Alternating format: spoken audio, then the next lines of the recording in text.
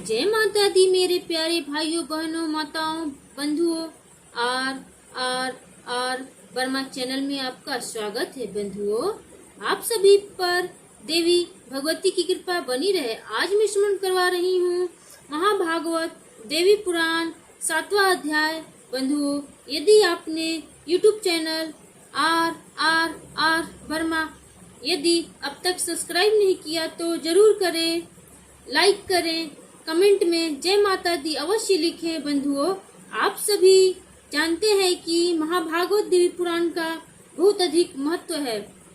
इस अध्याय में मैं भागवती सती तथा भगवान शिव का आनंद विहार, दक्ष द्वारा यज्ञ करने और उसमें शंकर को न बुलाने का निश्चय करना, महर्षि दधीचि द्वारा दक्ष की निंदा, नारद जी द्वारा सती को पिता के यज्ञ में जाने के लिए प्रेरित करना आदि बातें हैं।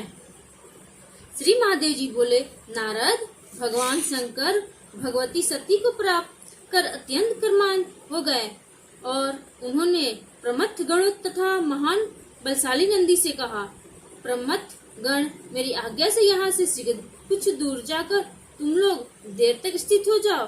अब तुम लोगों को याद करूंगा, तब तुम लोग मेरे पास आ जाना। मेरी आज्ञा के बिना कोई भी यहाँ कदापि नहीं आएगा। भगवान शंकर का यह वचन सुनकर वे सभी प्रथम गण उनका संदेह त्याग कर कुछ दूरी पर स्थित हो गए। महामुने, उसके बाद भगवान शंकर सती के साथ उस निर्जन वन में दिन रात यथारुचि रमण करने लगे। एक बार उन्होंने वन के फूलों को लाकर उनकी सुंदर माला बनाई तथा सती को समर्पित कर वे कौतूहल पूर्वक उन्हें देखने लगे। कभी वे प्रेमांश खिले हुए कमल की तरह सती के सुंदर मुख को आनंद पूर्वक हाथ से सहलाते थे और कभी इच्छानुसार पर्वत की कंदराओं में, कभी पुष्प वाटिका में तथा कभी सरोवर के किनारे रमण करते थे। इस प्रकार भगवान शंकर सती के अतिरिक्त तथा भगवती सती शिव के अतिरिक्त एक पल भी दूसरी ओर दृष्टि नहीं डालते थे। नारद भगवान शंकर भगवती सती के साथ कभी कैलाश पर्वत पर चले जाते तो कभी उस श्रेष्ठ हिमालय पर्वत के जिस किसी शिखर पर सती के साथ फिर पहुंच जाते थे। महामते, इस प्रकार सती के साथ विहार करते हुए भगवान शंकर को 10,000 वर्ष व्यतीत हो गए तथा उन्हें दिन रात का भी भान न रहा। इस प्रकार अपनी माया से महादेव को मोहित करके त्रिलोक के मोहिनी भगवती सती हिमालय के शिखर पर विराजित रही। मेनका भगवती सती के पास नित्य जाकर उचित समय जानकर भक्ति पूर्वक निरंतर उन्हें पुत्री रूप में पाने की प्रार्थना करती थी। हिमवान की पत्नी मेनका ने शुक्ल पक्ष की महाअष्टमी के दिन उपवास पूर्वक व्रत का आरंभ किया। पुनः एक वर्ष तक शुक्ल पक्ष की महाअष्टमी के दिन विधि पूर्वक भगवती सती की पूजा करके पुनः महाअष्टमी को उपवास करके व्रत का समापन किया। तब शंकर की भार्या सती ने प्रसन्न होकर यह अंगीकार कर लिया कि मैं आपकी पुत्री के रूप में अवधूत होंगी, इसमें संदेह नहीं है। सती का यह वचन सुनकर मेनका का चित्त प्रसन्न हो गया। वे दिन रात सती का ध्यान करके हिमालय के भवन में रहने लगी। नारद वे दक्ष अज्ञानवश प्रतिदिन शंकर की निंदा करते थे और शंकर जी उन पर प्रजापति दक्ष को सम्मान का पात्र नहीं मानते थे। मुनि श्रेष्ठ शिव तथा प्रजापति दक्ष के बीच एक दूसरे के प्रति इस प्रकार का महान अद्भुत वैमनस्य हो गया। उन्हें एक बार ब्रह्मपुत्र नारद ने दक्ष प्रजापति के यहाँ आकर उनसे यह बात कही, प्रजापति, आप जीन महेश्वर की प्रतिदिन निंदा करते हैं। वे उससे कुपित होकर जो करना चाहते हैं उसे आप सुन लीजिए। वे शिव अपने भूत गणों के साथ आपके नगर में आकर भस्म तथा हड्डियों की वर्षा करके निश्चय ही कुल सहित आपका नाश कर देंगे। आपसे स्नेह के कारण ही मैंने आपसे यह बताया है, इसे आप कभी प्रकाशित न करें। अब आप अपने विद्वान मंत्रियों के साथ इसके उपाय के लिए विचार विमर्श कीजिए। ऐसा कहकर वे नारद आकाश मार्ग से अपने स्थान को चले गए।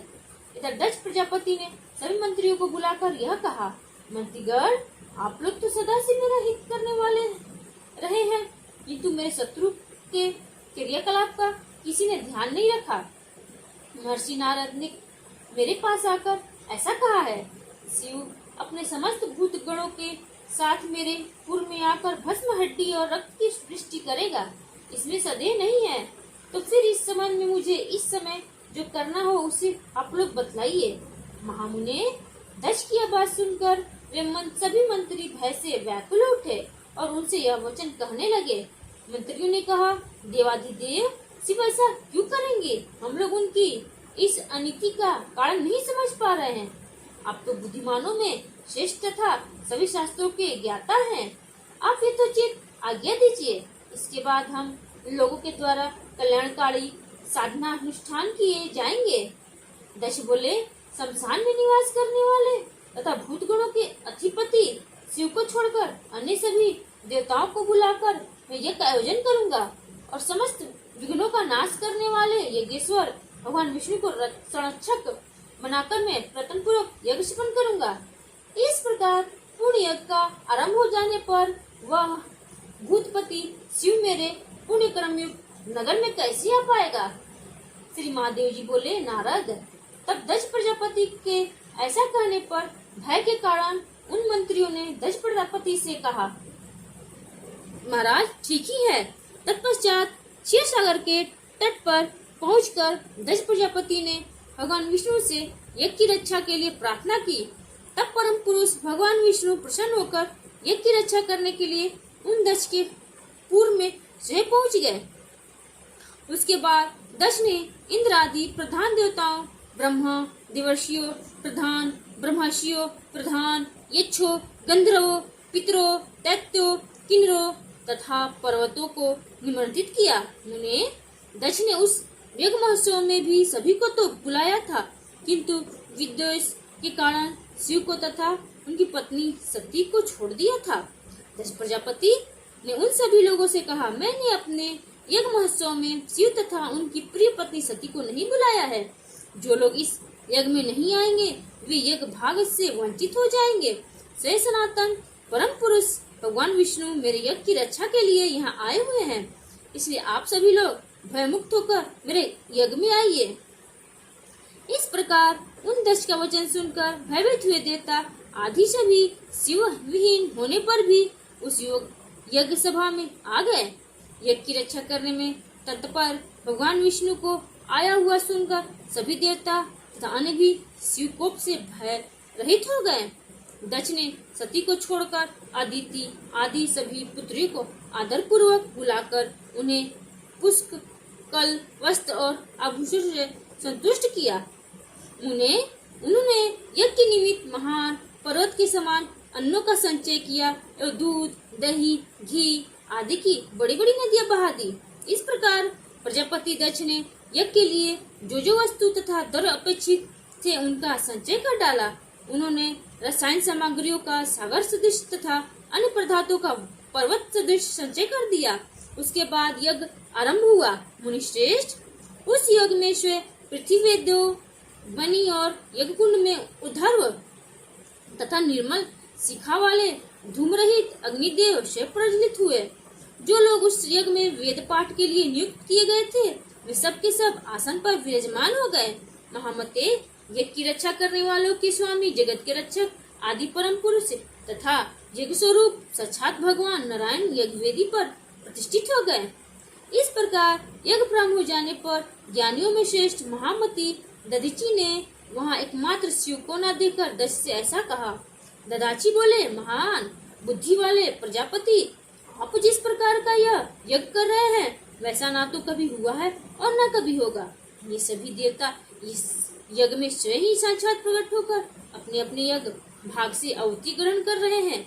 इस यज्ञ में सभी प्राणी तो आए हुए हैं, दिखाई दे रहे हैं, किंतु देवताओं के अधिपति शंभु क्यों नहीं दिख रहे हैं? दक्ष बोले, मुनि श्रेष्ठ, मैंने उन महेश्वरों को इस यज्ञ में बुलाया नहीं था, अतः वे इस पूरे यज्ञ में नहीं दिखाई दे रहे हैं। दधीची बोले, प्रजापति, जैसे विविध रत्नों से भली भांति विभूषित होने पर भी प्राण विहीन शरीर बिल्कुल सुशोभित नहीं होता, वैसे ही महेश्वर के बिना आपका यह यज्ञ शमशान की भांति दिखाई दे रहा है। दक्ष बोले, दृष्ट ब्राह्मण, तुम्हें यहाँ किसने बुलाया है और तुम यहाँ क्यों आए हो? तुमसे किसने पूछा जो तुम इस प्रकार बोल रहे हो? दधीची बोले, मैं तुम्हारे इस अनिष्टकारी यज्ञ में तुम्हारे द्वारा बुलाया जाऊं या न बुलाया जाऊं, किंतु यदि मेरी बात मानो तो सदाशिव महादेव को बुला लो, क्योंकि शिवहीन किया गया यज्ञ फलदायक नहीं होता है। जिस प्रकार अर्थ से रहित वाक्य, वेद ज्ञान से शून्य ब्राह्मण तथा गंगा से रहित देश व्यर्थ होता है, उसी प्रकार शिव बिना यज्ञ निष्फल होता है। जैसे पति के बिना स्त्री का और पुत्र के बिना गृहस्थ का जीवन व्यर्थ है, और जैसे निर्धनों की आकांक्षा व्यर्थ है, वैसे ही शिव के बिना यज्ञ व्यर्थ है। जिस प्रकार कुश विहीन संध्या वंदन, तिल विहीन तर्पण और हवि से रहित होम निष्फल होता है, उसी प्रकार शंभुहीन यज्ञ भी निष्फल होता है। इसी प्रकार शंभुहीन यज्ञ भी निष्फल होता है। जो विष्णु है वही महादेव है, और जो महादेव है वही स्वयं नारायण विष्णु है। इन दोनों में से कभी भी कहीं कोई भेद नहीं है। इस प्रकार जो इनकी निंदा करता है वह स्वयं ही निंदित होता है। इनमें किसी का भी निंदा करने वाले से दूसरा कभी प्रसन्न नहीं होता। शिव को अपमानित करने का कामना से युक्त होकर तुम जो यह यज्ञ कर रहे हो, इससे अत्यंत कुपित होकर वे शंभु तुम्हारा यज्ञ नष्ट कर देंगे। दक्ष बोले, संपूर्ण जगत की रक्षा करने वाले भगवान विष्णु जिस यज्ञ के रक्षक है, उस यज्ञ में वह शमशान वासी शंभु मेरा क्या बिगाड़ लेगा। प्रेत भूमि शमशान से प्रेम रखने वाला वह शिव यदि मेरे यज्ञ में आएगा तो भगवान विष्णु अपने चक्र से तुम्हारे शिव को रोक लेंगे। ददाची बोले, ये अविनाशी पुरुष भगवान विष्णु तुम्हारी तरह मूर्ख नहीं है, जो कि विमोहित होकर तुम्हारे लिए स्वयं युद्ध करेंगे। जिन विष्णु को तुम भगवान शिव से यज्ञ की रक्षा के लिए यहाँ आया हुआ है देख रहे हो, वे जिस प्रकार यज्ञ की रक्षा करेंगे उसे तुम अपनी आंखों से शीघ्र ही देखोगे। श्री महादेव जी बोले, उन दधीची की यह बात सुनकर क्रोध से अत्यंत लाल नेत्रों वाले दक्ष ने अपने अनुचरों से कहा, इस ब्राह्मण को यहाँ से दूर ले जाओ। मुनिश्रेष्ठ दधीची भी उस दक्ष की बात पर हंस पड़े और बोले, अरे मूढ़, तुम मुझे क्या दूर करोगे? तुम तो स्वयं अपने कल्याण से दूर हो रहे हो। द्रुमति भगवान शिव के क्रोध से उत्पन्न दंड तुम्हारे सिर पर शीघ्र गिरेगा, इसमें कोई संदेह नहीं है। ऐसा कहकर मध्याकाली सूर्य के समान तेजस्पन तथा क्रोधशील लाल नेत्रों वाले मुनिश्रेष्ठ दधीची सभा के मध्य से निकल गए। तत्पश्चात शिव तत्व को जानने वाले दुर्वासा, वामदेव, चैवन, गौतम आदि समस्त ऋषिगण भी वहां से उठकर चल दिए। उन सभी ऋषियों के चले जाने पर दक्ष ने शेष ब्राह्मणों को भी दूरी दक्षिणा देकर महायज्ञ आरंभ किया। नारद से भी बंधु बांधव के कहने पर भी उस दक्ष ने सती को यज्ञ में किसी प्रकार नहीं बुलाया। उससे अत्यंत क्षीणपूर्ण वाले दक्ष ने उस प्राकृति की घोर अपमान किया। दक्ष प्रजापति तो उसी समय महामाया स्वरूपिणी जगदम्बा के द्वारा ठग लिए गए। इसके बाद गिरिराज हिमालय पर भगवान शिव के पास विराजमान सर्वज्ञ जगदम्बिका वह सब बातें जान गई और वे विचार करने लगी, मुझे पुत्री के रूप में प्राप्त करने के लिए गिरिराज हिमालय की पत्नी मैना ने विनम्रता पूर्वक प्रेम भाव से सच्ची भक्ति के साथ मेरी प्रार्थना की थी। मैंने उसे स्वीकार कर लिया था कि मैं उनकी पुत्री के रूप में निसंदेह जन्म लूंगी। उसी प्रकार पूर्व काल में जब दक्ष प्रजापति ने मुझे पुत्री के रूप में पाने के लिए मुझसे प्रार्थना की थी, तब मैंने उनसे कहा था कि जब मेरे पति आपका आदर भाव कम हो जाएगा तब आपका पूर्ण क्षीण हो जाएगा। उस समय अपनी माया से आपको मोहित करके मैं निश्चित रूप से आपका त्याग कर दूंगी। तो अब वह समय आ गया है। इस समय मेरे पति आदर भाव वाले दक्ष प्रजापति का पुण्य नष्ट हो चुका है, अतः अपनी लीला से उनका परित्याग कर मैं अपने स्थान को चली जाऊंगी। तदंतर हिमालय के घर में जन्म लेकर एकमात्र प्रलोभ देवेश महेश्वर शिव को पति रूप में पुनः प्राप्त करूंगी। इस प्रकार अपने मन में विचार करके दक्ष पुत्री महेश्वरी सती उस क्षण की प्रतीक्षा करने लगी जब दक्ष के यज्ञ का विनाश होगा। उसी समय ब्राह्मण पुत्र नारद दक्ष के घर से वहीं पर आ गए जहाँ भगवान शिव विराजमान थे। 3 नेत्रों वाले देवाधिदेव शिव की 3 बार परिक्रमा करके नारद जी ने कहा, उस दक्ष ने अपने उस महायज्ञ में सभी को बुलाया है। देवता, मनुष्य, गंधर्व, किन्नर, नाग, पर्वत तथा अन्य जो भी प्राणी है स्वर्ग, मृत्यु लोक और रसातल में है, उन सभी को उसने बुलाया है। केवल आप दोनों शिव सती को ही छोड़ दिया है। उस प्रजापति दक्ष की पूरी को आप दोनों से रहित देखकर उसका परित्याग करके दुखी मन से मैं आपके पास आया हूँ। आप दोनों का वहाँ जाना उचित है, अतः आप विलम्ब मत कीजिए। शिव जी बोले, देवर्षि, हम दोनों के यहाँ वहाँ जाने का प्रयोजन ही क्या है? जैसी उनकी रुचि हो उसके अनुसार वे प्रजापति दक्ष अपना यज्ञ करें। नारद जी बोले, यदि वे दक्ष आपके अपमान की इच्छा करते हुए वह महान यज्ञ संपन्न करते हैं तो इससे आपके प्रति लोगों में अनादर का भाव उत्पन्न हो जाएगा। परमेश्वर, ये जानकर कि आप या तो अपना यज्ञ भंग भाग ग्रहण कीजिए अथवा श्रेष्ठवर उस यज्ञ में ऐसा विघ्न डालिए ताकि वह संपन्न न हो सके। शिव जी बोले, वहाँ ना मैं जाऊंगा और ना तो मेरी प्राण प्रिया यह सती ही जाएगी। वहाँ पहुँचने पर भी वे दक्ष मुझे यज्ञ भाग नहीं देंगे। श्री महादेव जी बोले, तब शिव जी के ऐसा कहने पर महर्षि नारद ने सती से कहा, जगजननी, उस यज्ञ में आपका जाना तो उचित है। अपने पिता के घर में यज्ञ महोत्सव होने का समाचार सुनकर कोई कन्या धैर्य धारण कर घर में भला कैसे रह सकती है। जो आपकी सभी दिव्य बहनें हैं वे यज्ञ में आई हुई हैं और दक्ष ने उन सभी को स्वर्ण आदि के अनेकावधि भूषण प्रदान किए हैं। सुरेश्वरी, जगदम्बिके अभिमान के कारण जिस प्रकार उन्होंने मात्र आपको नहीं बुलाया उसी प्रकार आप भी उनके घमंड को नष्ट करने का प्रयत्न कीजिए। मान तथा अपमान के प्रति समभाव वाले परम योगी ना तो उनकी यज्ञ में जाएंगे और ना तो विघ्न ही पैदा करेंगे।